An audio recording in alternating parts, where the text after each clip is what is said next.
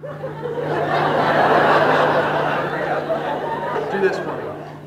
Do you feel that? Yeah. That makes that a felt tip pen. I try to think about magic differently than most magicians. It's as if a stand-up comic were to do magic. It's just as much a show about magic as it is a magic show. And the idea was to get the bottle and the glass to switch places.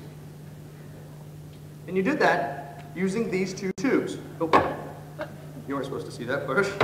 It's because I forgot to say the magic words. The magic words are change. Everybody.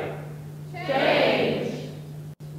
And yep, the bottle's now here. And oh, the glass is over here. That's amazing. That's the easy part. The hard part's getting them to go back. Holy sh**. Actually, sometimes I can actually get this to work. But that's a magic trick. We're going to get to that in a minute. Now let's do this one step at a time. One step at a time. You take tube number 1, you cover the bottle. You take tube, oh shoot, you weren't supposed to see that part. You take tube number 2, you cover the glass. That becomes a bottle, which means there's a glass over here. Let's do that one more time. Now you take tube number 1, you cover the bottle. You take tube, a glass, cover the bottle. Cover the bottle, becomes a glass. Take the extra tube, you don't want people to see that. You put it over here, you cover the glass, that becomes a bottle, you cover the bottle, that becomes a glass, take the extra tube, you put it over here. Somebody look at me.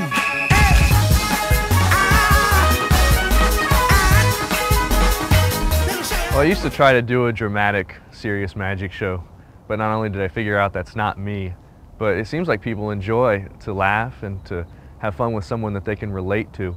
And so some of the better moments in the show come from pulling people out of the audience and having some fun with them on stage. I've got a lot of spare time. I need a woman.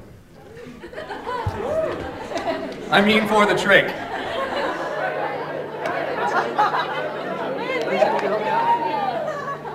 Before we begin, if you would, put that on.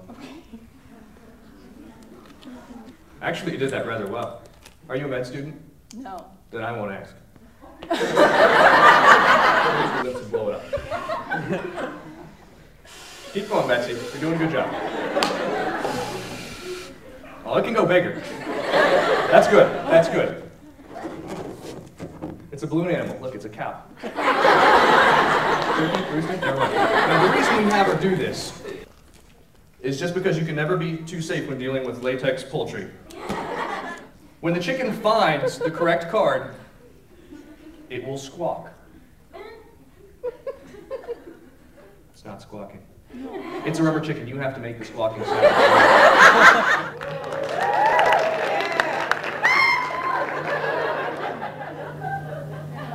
No, that's not it.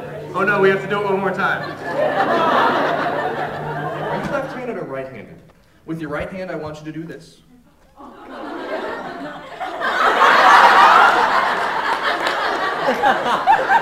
Don't get ahead of me, folks. Hold that chicken up high. Dig in. Now wait a minute. Do you want help? Do you want help? Okay, good, because I've got a flashlight. Go ahead. I don't know. What do you find? That's gross. Oh my gosh. What, do you want help? Never mind. You don't need help. It's an egg. It was inside a chicken. And inside that egg is a card. Folded up. That's right. Cover the entire back of the card. Go ahead, Carla. The next random card is the Joker. It's just the next random card that's in the deck. I'm going to step on the Joker. Watch the Joker. Did you see that? They switched places. Take a look. Take a look. That's your card, the King of Spades.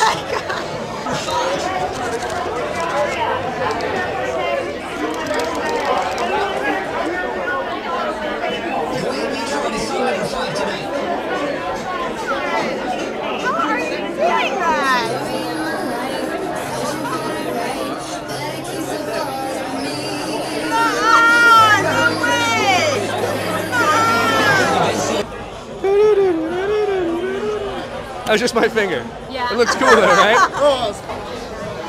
What kind of shoes are you wearing? Will you kick one of your shoes off for me? Would you hold that? You've been wearing these all night.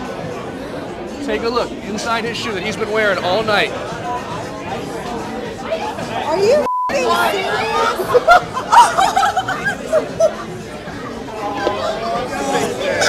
Oh my God! I'm done, dog. How did you do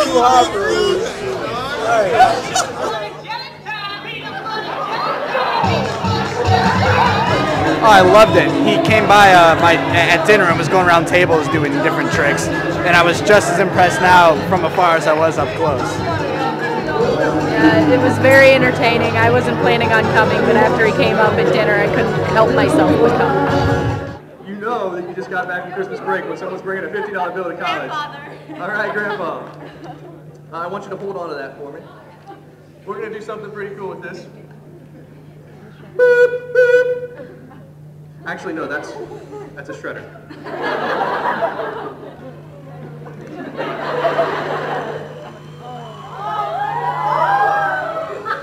All right, give Molly one more round of applause. Go, Molly. One of the things I'm most proud of in my show is the ridiculous story I tell at the end about how the stars got into the sky. It's kind of a spoof on the made-up tearjerker story that magicians tell at the end of their shows. But mine's actually true. I asked my father a very serious question. Where do the stars come from? He smiled, handed me a beer, and said, "Sit down, son. I think it's time we had a talk." He said that the magic began with something we see every day. When the moon reflected on the ocean's waves, it created these tiny little stars.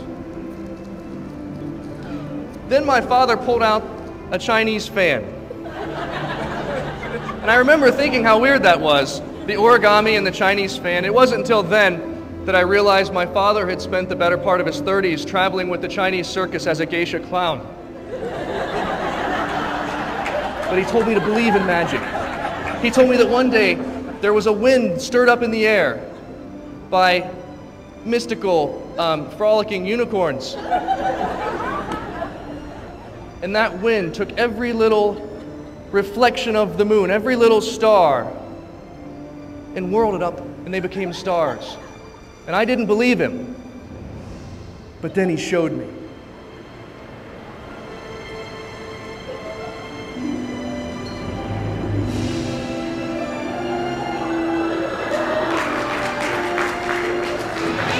I thought it was awesome.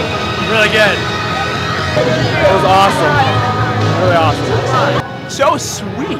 I had a touchy-feeling moment, but at the end, I mean, the music was just too much to keep in. I just had to let it go. I've had a really rough week, and, you know, the music, and, oh, I can't take it. It was just beautiful. Thank you. And I'll never forget what he said to me next.